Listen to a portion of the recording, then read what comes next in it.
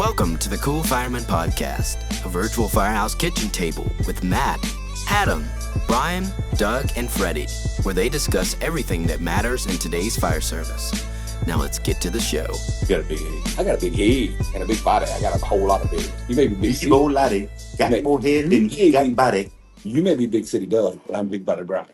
Big body Brian. Double wide. Hey, what's up, y'all? It's Brian from East Coast Kelly's and Big CD. Big City Doug. And we are live from Indy, not live on the podcast, but we're here together in person. Yep. One of the only times we've ever done this, other than when we had some special shows. Yep. Doug's drinking a cold one. I'm drinking a hot one because my voice is shot. Tropical Beer Hug Imperial IPA from Goose Out. 9.9. I ain't going to have but one of these. Some kind of hot tea. I didn't know what it was. Got to soothe both. I did a whole lot of talking today in the burn box. Yes, he did. Colored me surprised, right? Right. This is my surprise face. Doing a whole lot of talking. But I had a fantastic day. To not be open on the exhibit floor, we saw a lot of people. Yeah. We talked to a lot of new faces, a lot of folks that had never heard of us, as well as some folks that are loyal listeners. Yep.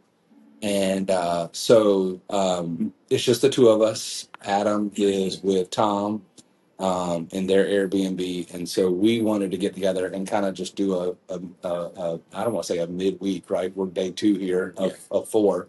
But really just kind of think and talk about what we thought about it so far, get a podcast out to y'all and kind of get the ball rolling. So this is a little bit different. This will probably be a special edition episode. So housekeeping. Stop hitting the table. I'm sorry. I'm taking the camera. I'm sorry. I get excited. So housekeeping. We want to do that just like normal. Special thanks to Burn Box who got us here. Without that, we would not be able to do this today. And also Unki Seasonings. So he has kept us on our toes, laughing, having a good time. Yeah, got it on the sleeve. He's got a really good one. Give me the line with the video of him walking tonight. What was it? So there's this thing on TikTok where he's got his shoes are like leaning to the side. Now I'm shaking the table. Lean on. My boy got on lean on me. And I made a video about it, but on TikTok, it's funny. Uncle shoes are like. We have had the absolute best time. We have a good time when we're virtual. Yeah. But we have had a really good time just fellowshipping together and just having a good time. Shaking hands and kissing babies. Yeah. And that's what this is all about. So we're super excited about that. Kissing some hands and shaking some babies. Yeah, for sure. So special thanks to our sponsors. We've talked to other people that are interested in becoming sponsors. We hope all that stuff works out. And if not, that's okay. We've said it a million times. We love doing what we do. So just real quick, moment of silence for those that we may have lost this week. I know it's been a especially super crazy busy week and had some near misses. I know I've seen a couple of things online for social media for some near misses, but let's take just a second for those. And especially for my department, we had a loss a couple of days ago. It's been probably a week now. We had a former member, he recently left the department probably 3 years ago. Took his life tragically. We got to get out of that stigma, man. We got to talk to people. We got to understand that when things are going on. So this is especially for Colin McCann and his family. Yep, for sure.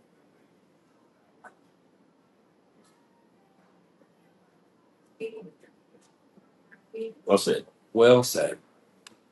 So, like I said, we kind of just want to do a little recap of what we've done in a hotel lobby as people are going and coming. We're a little bit further on the outskirts, so if we were downtown, it would be a lot louder with a whole lot more firemen. It'd be very rowdy. Because there are a ton of people here. I'm on mustache overload, man. I'm not going to lie to you, dude. It's mustache overload. Big, small, treetop tall, they're all here. It's great. If I saw one Maltese cross today, I saw 1,000. You know what I'm saying? Yeah. Everybody's wearing some type of fire department swag, and it's just amazing to see the brotherhood and the sisterhood that was out there today. So this is both of our first times at FDIC and at Indy. I've been to conferences before. This is your very first one. This is my first official conference. I've been to several large trainings, but this is my first conference. So you went straight for the Super Bowl. What do you think? Yeah, I went straight to the Super Bowl. Dude, this is early. Like, things really get kicked off tomorrow. Right. But this is, I'm not going to say overwhelming because it's not. It's just you see how strong the culture is, and the brotherhood and sisterhood. So a lot of sisters today as well. How strong it is nationally, not just Internationally. right? Internationally, yeah. Saw a ton of people from Canada today, Brazil, Australia. Saw some native reservations. I mean, you name it. I mean, it's all over the place. Ireland, Scotland.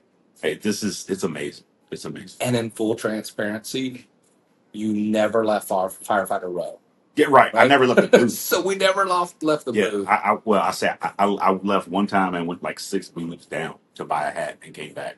So that's just what we saw from where we were at, interacting with other folks. Today was opening ceremonies, a few other little, like, maybe some classes in some spaces, but really for us today was about getting settled, getting connected to our partners and stuff, and just kind of circling the wagons, if you will. And we saw, like you said, Australia, Brazil, Canada. There was a couple other international countries that I didn't get a chance to see their badges, but their uniforms are obviously different. Yeah, bomberos. That's all. A lot of it said bomberos on the back of it. Yeah, So I don't even know where they're from. Really, really, really cool to see. Yeah, and so I guess one of the questions that I wanted to ask you was, because I've been to FRI, never been to FDIC. I've been to some regional conferences. Those regional conferences don't have that international representation, I guess. I have been to NFPA. NFPA has that international representation, but not to this footprint. I mean, we left to go to dinner, and we walked outside in between the convention center and Lucas Oil Stadium, and the whole 2 blocks was shut down with nothing but just fire trucks. And when we as exhibitors went in to use the restroom, the whole convention center floor was full of nothing but fire trucks. And we never really even got to walk around that stuff. Well, they're not even finished setting up yet. They're still working through the night to be ready for tomorrow. And it's insane when you look at the footprint of that. Yeah. Right? And I think what blew me away, at least, was the magnitude of representation across the fire industry. The hotel that we're at here, like I said, 20 minutes outside of Indianapolis. Cummins, Kenworth. I mean, if it touches the fire service in any way, the smallest level, right, to the grandest. I mean, it's here. It's represented. Yeah, if you took a salt shaker and dumped it on a table and it has fire service representation as an analogy, it's represented in some way, shape, or form. It's here. Firefighter row is probably, would you say, and I'm just guessing here, the convention center probably 4 football fields long, right? Yeah. Because it's 2 hallways. Yeah. And it's 4 football fields, right? So 2 on each hallway, long, and each booth is 10 feet. So it is. And our booth number is 13,000 and something. I think 13,137 or something. It's unreal. Yeah. So did it live up to kind of, 2 episodes ago, we talked about fire conferences. So not even all in. Is it what you thought it would be? And more so far. Again, today was by far the slowest day of the week, I think. Thursday and Friday are going to be the hot days. But we had just at our little burn box, we did over 90 transactions. Not just the people we interact with. That's just the people that bought product. Yeah. And I bet we interacted with 250, 300 different people who came and spoke to us. And just talking to those people and making those personal connections with those people is amazing. Obviously there's people from Virginia that I talked to.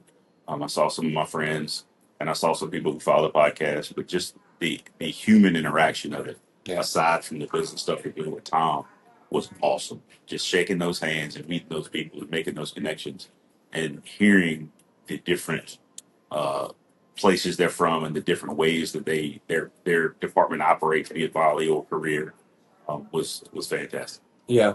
We've had some listeners come up to us. I didn't catch all of their names because, again, we had so many that came up. One of the ones that stuck out to me was a gentleman by the name of Chris, who was from, I think it was the Houston area. We snagged a picture with him. We put him on our story today. But I asked him this was when we were slower, first thing in the morning, he came up to us. So I remember this conversation very vividly. And some of the things that I asked him was, hey, what do you listen to us on? And he said Apple, and it came up as a recommendation. And so I was very, very, very honored. We talked about, the need to share our podcast, right? So we had talked about that. We talk about that often, is share the podcast, right? Like, help us get notified. Said it came up as a suggestion to him, which I thought was really cool, right? Because we always wonder how do we get because out? you listen to this, I'm going to recommend this kind of thing. Right? Yeah, Your Apple. friends. Yeah, it popped up, and then I asked him. I said, "What do you like about our podcast?" And I said, "Just be straight up with me." He said, "I like the fact that it's not the same thing." Right? He said, "I listen to podcasts that it's always tactical. Right? It's always about, how do I stretch the line? How do I cut the car? How do I Pure whatever strategy and tactics, pure strategies and tactics?" And he said, "And I can listen to which has its place. no doubt, right? No doubt." And he said, "I love the fact that there's ones that are about leadership. So it always talks about promotion and leadership and all this other stuff." But he says, "You guys are kind of that mix of all things, right? Like They he catch said, up. the catch all, and you guys allow for me to get a little bit of it. And so I don't always, I know that I almost don't know what I'm going to get, right? Yeah, it breaks the monotony. Right. So I loved, I loved hearing that from him. So Chris from Texas, thank you for our very brief conversation because I really appreciated that. And then, like I said, we had several other You got the listeners. thumbs down. What the hell did you do? I don't know what I did. I thought I gave a thumbs up. Let me reverse that. Chris, thank you for that. There we go. I got it back. So thank you for that. Let's talk about the ages of the conference. Dude, I saw 8 to 80 blind, crippled, or crazy today. I mean, Literally, people on scooters. Yeah, I mean, even less than 8. You interviewed a kid was Chris, 3-4 years old. I mean, maybe 5. Yeah, walking around with a brand new 5. Phoenix TL2 on. It's got to be heavy as crap for him. I mean, granted, You wouldn't have known it. No, he was proud as he could be. But I mean, we saw so many kids today. We saw so many teens, and I say teens, that goes all the way up to 20, but just the younger guys that are, half my age. I'm 45. A lot of young 20-year-old guys. Several guys came to us and said, "Hey, man, I just got on an apartment. I need some stuff to get me started. What do you recommend?" We're like, "Hey, man, this would be great for you. That would be great for you." And all the way up to the guys that were, the salt and pepper seasoned guys. Like I talked to one guy who had been a volunteer in his agency for 50 years.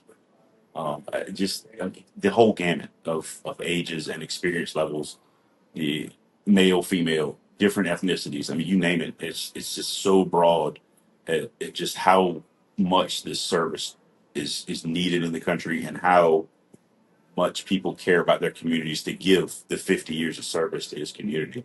Yeah. But yeah, the ages range. I'm not kidding you. I mean, kids in strollers, all the way up to older people who are riding in the little Austin Powers carts. Amazing just to see that these people are still giving back, that passionate enough to pay to come to these things and see what's new in the fire service that they can pass along to the younger guys. So on my Blackstone Griddle crew, a lot of folks know that I'm part of Griddle Nation Blackstone Griddle crew. And one of the guys that is on it, Terry White, he's part of that group. He is a volunteer firefighter, and he used to come to FDIC all the time. So when I posted a picture of my East Coast Kelly hat, and I said I was coming to Indy, you posted a picture of your hat yesterday. I posted a picture of mine in the airport, and he talked about it. And it made me just reflect that, FDIC has been around for a while, and so has these other regional conferences, and how generational it is in these things, right? Like that tradition that we talk about in the fire service and just the work that's being put in, right? Like so many people are putting so much into this. We talked about it, like the salt analogy of just so much stuff that's there. Man, the amount of people that are putting in work. And I use this analogy, it's kind of corny, but to really leave it better than they found it. We talk a lot about about the haters online, right? Yeah.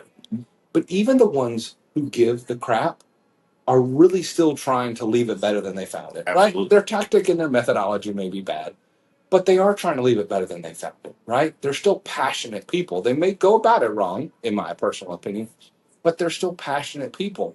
And that convention center, Lucas Oil Stadium, the 3 blocks is full of passionate people from all around the world. Like you said, from babies in strollers to people on scooters that can't even move around. I saw a lot of father-son duos walking around today. Yeah. Again, back to the booth with the tool stuff. It's like, Dad was like, "Hey, I used to use this kind of thing. This would probably be better for you nowadays." But just the father-sons in the service that are walking around passing it down. I loved seeing today. I was the guy kind of just pitching the product. Hey, come over here and see stuff. I loved seeing you even talking to some of the older folks, right? I'm the charismatic one in the bunch. Well, no, but you were able to articulate. No, yes. Yeah, yes, but yes, and I'll just say that. And Yes, and but when I asked, I'd say I'm gonna let Doug explain it because Doug's the working guy, right? Like he's the guy on the truck company. So when it came to like the cutters or um, just any type of tool that was out there, it really helped. And so when you talked about the young person starting out, there was one gentleman who came up to the booth today. And he's like, for someone starting out, and I loved how you mentioned that because he did. He literally wanted help maximizing that box. And for most of us, you can't go on a date and buy you and your wife's dinner for 55 or you and your girlfriend's dinner for $55, but that's how much that's how much the box was. But for some people, $55 was a lot because they had already invested money to get there or they were spending money on meals I or mean, they might whatever. have set a $200 budget for buying stuff. Right. Because again, there's 400 yards at least of stuff that you can buy. Well, and maybe they did, maybe they didn't, but either way, what they were doing was they were looking to us to help them make those decisions. And I was really humbled by that, right? Absolutely. Almost in that context of saying these guys, and that one in particular said, hey, for a guy just starting out, what's the best things I can put in my box? Right. And what's going to get me the best value for my dollar? well, and not only what that, am I going to use? What I don't want useless crap in my pockets. What am I going to use? Right. Because those things can either save someone else's life or maybe my life. Yeah. Right. And that's really what it boils down to. And so I think that's pretty important. How have you enjoyed our conversations with Tom? Dude, I wasn't on the episode with Tom, unfortunately. I don't know what the issue was or why I couldn't be there, but I've only talked to Tom through text messages. And meeting him and his crew have been phenomenal. They are the most down to earth, humble people, and they truly want the best product. They want to put out the best product they can to be the most beneficial for the bulk of his customers. And he has been very welcoming of us, and very helpful with us in helping develop our brand as well. But we're here to support him, and we are doing everything we can to do that. And he's made mention several times, man. I can't tell you how thankful I am for y'all being here. So that frees me up to go walk the floor to look for future business opportunities or products to put in the box, deals to make that he can buy products to put in the boxes to ship to customers. And just have him having that faith and that trust in us says a lot about who he is. That we're there holding down the fort at his booth, basically as employees of his, so he can be free. Him and his I don't even know what John's title is. I don't know what it is. Yeah, but him and his partner John can walk the floor and talk to other people because a lot of people on the road that we're on are people that Tom and John have dealt with many times in the past to get products to put in the box. So they have good relationships with them, but they're obviously trying to expand and find other companies to one, put good products out to you, the consumer, and to two, promote that business. So it's a win-win for everyone. But him being able to say, look, man, I cannot thank you guys enough for being here to help with this. So I can go do those things because in the past I haven't been able to do that. It's just him, John, and his brother here working. So I mean, like it's all hands working right now. Unki was in the back organizing stuff. I was boxing stuff. Brian was doing what he does best, engaging with the people, and that freed Tom up to go do what he needed to do. But I'm floored with the welcoming that Tom has given us. And just so thankful that he brought us along to help him with this journey. Like this has been amazing. I think what I don't want to say blows me away, but I think and it doesn't even surprise me because of when we interviewed Tom, but how I don't want to say serious. Serious is not the best way to say this, but how meticulously he picks the things. Yes. Right? Like, I mean, obviously there's a business model to it, right? It has to make sense. He has to have the margins right. Him and John, they have to mathematically make it make sense to be able to get the thousands of items in each box. They have to have the lead time. They got to figure all that out. But even at dinner, just to listen to them and talk about future boxes, and they want to make sure that every single firefighter, every single firefighter likes it. And so even tonight, Yeah. Doug and I were sitting side by side, just like this, at the dinner table, and we were like, I think I made the comment. I said, do me a favor and imagine that that's a little bit of grace and take a sip of it, right? Like, give yourself some grace. There are going to be times that people are not going to like everything that's in the box, and it's okay, right? What is it? And Matt always gives the statistic of the number of firefighters across the country. It's like 1 point whatever million, Yeah. whatever. But I mean, if you have X number of thousands of firefighters, I don't want to say who cares, right? He cares because it's his business. Yeah. But the reality of it is that there's a proportional number of people that are not going to be okay with some of those items. But we even talked about it tonight. Like, if I was to get this, whatever this is the microphone case, but that we got. But if this case was not functionally useful to me, there's somebody else that I can pass that along to that it will work for. Or like you mentioned, Yeah, I mean, like the stuff that, like, if I get something I've already got in my gear or something I already possess or own, hey man, hey, I got a rookie at my station. Hey man, look, this will help you. I give it to some of the guys on my crew. My radio strap, I'm giving that away in our giveaway but like you said, Tom is so concerned with putting the best products in there because he literally wants to please every one of his subscriptions. And like I said, we're talking thousands of them. He wants every subscriber to be happy with everything that comes in that box. So he's not just putting stuff in the box and giving it away for whatever price you're paying, whatever your subscription cost is. He genuinely wants to make every customer happy with everything that's in that box. And he is trying to pack as much value, practical, good use value, not garbage, in that box that you guys can use. And it's like you nailed it. I mean, he loses sleep over, hey man, I got an email from this person said they didn't like so and so. Like right? that bothers him because he feels like he let that person down. But again, with that many subscribers, at 5 or 6 items, whatever comes in that box, you're gonna hit somebody who Right. doesn't like. Oh, I don't like this T-shirt. It's black. Well, I don't like black T-shirts. I got a lot of dogs, but you know what? That's part of the deal, man. It's okay. Right. However, on that aspect, that's been mentioned to them in the past. I mentioned it today and or yesterday, last night at dinner, and John was like, "You know what, man? We've already thought of that, and we're trying to get away from all black. We're trying to go with some grays, some greens. Obviously the St. Patrick's Day green, but we're trying to get into some light reds, some blues." Trying to mix that up just to try to keep everyone as happy as possible. Yeah. And I think that, again,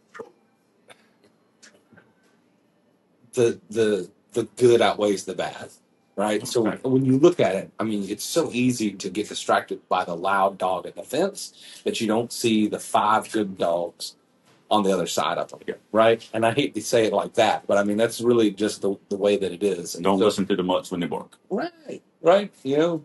So I think that they're there, and I also think that firefighter row is full of business owners just like Tom. Yeah, absolutely. Just like Tom. And so some of the best things that you can do, and we didn't mention it in the, and that's the reason why I brought this up, was because we didn't mention it in our fire conferences. But if you see that firefighter small business that's got the guy that's doing the leather work, that's doing the shields. I mean, even some of the big guys like Taylor's Tins and some of these other ones, they're still small business, right? They're still in the shop. They may have someone producing it or whatever, but literally when I've ordered stuff from Taylor and I'm texting, it's Taylor that I'm texting, right? So, But at the end of the day, everybody on that road wants everybody else to win. right, They want to support each other because they want everybody to succeed, and they do fully support each other. yeah, Like I said, Tom mentioned, 90% of the people on the road that we're on, he's partnered with at some point to put something in one of your subscription boxes. yeah.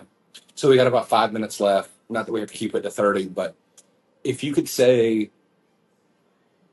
expectations, and I hate to use that word, but like, what what do you hope to gain by the end of the week? Like, I mean, I know we're only so far in, right? But like, I mean, I just want to you keep got a little taste of it. I just want to keep meeting good people. I love the conversation with people. I'm a charismatic guy. I don't like people, but I like people, if that makes sense. I'm outgoing. I like to talk to people, and I like hearing people's stories. I love meeting the international people. I saw a guy from the UK, and I mentioned that we had a guy on some kind of exchange program, for lack of a better term, where we had some UK paramedics doing some ride along with my department, and I had a guy from the UK who was a paramedic on a department over there. And I love talking to those people and hearing those stories. And I want to learn how they do things. And I want to take that stuff back to my department and say, hey, what about this? That kind of thing. But the only expectation I have, man, is I want to get out and see more in the next 2 days. So I will take some time away from the booth and walk and talk to some people and just love seeing all the products and how the ideas that firemen and firewomen, firefighters have come up with, and that the products they're doing, whether it be we're right beside a CBD booth. We're right beside the next rung booth. Um, I can't. I'm so excited for the next 2 days. Again, today was a slow day. 3 days. We still got 3 days. Well, yeah, Saturday, but yeah, half a day Saturday. Thursday, Friday are the heavy days. So I'm excited to see the uptick tomorrow and how much more volume of people come through there. And just meeting people, man. I love meeting all the people from across the country, and especially the people who listen to the podcast. Like, hey, man, I met his chief today. He's like, man, I wanted to meet you since I saw that episode where you got on your soapbox The about paramedic X. rant. Yeah, and I was like, I want to talk to that guy because that's my kind of guy. So Yeah. I mean, and that's a chief. Yeah, I love. That's not. And for the habitual line stepper, I love the feedback. Yeah.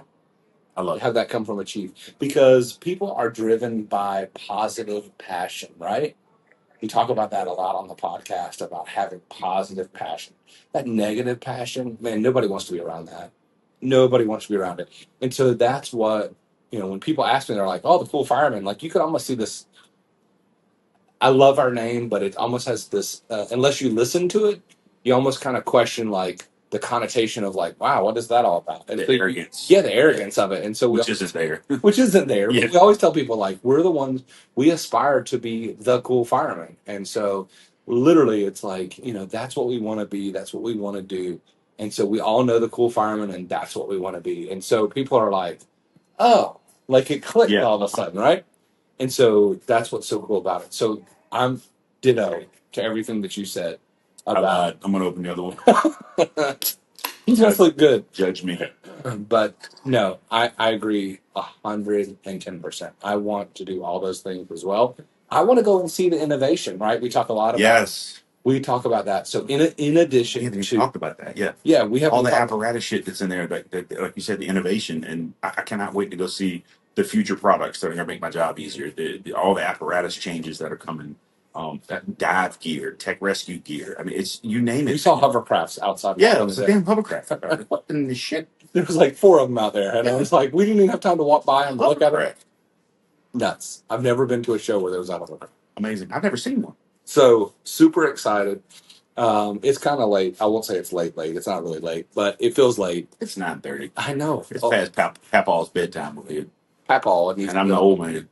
So I'm also drinking 9.9% beer. He'll be asleep here in a little bit. Yeah. But anyways, a call to action on this podcast is: if you've been to a conference, what was your biggest takeaway that you had and that you loved? I know we kind of mentioned that 2 episodes, but we didn't necessarily get a huge feedback on it. We did get some. We got some comments on that. So we're going to call it again. Please let us know what do you enjoy most about those conferences and the interactions and the networking piece. What do you find the most valuable? Is it tactical? Is it the networking, the relationships? What is it? Because I think the human side, the humanistic side of it. Humanistic. You like that? Is that? I don't even know if it's a word. It is. I just made it up. So, anyways, thank you for listening to this week's special episode, live from True by Hilton. True by Hilton. In this Lawrence, Indiana. Yeah, Lawrence, just outside Indianapolis. What base is it? Fort Harrison. Go with Fort Harrison. Yeah. So, hey, I know this is going to drop Friday morning.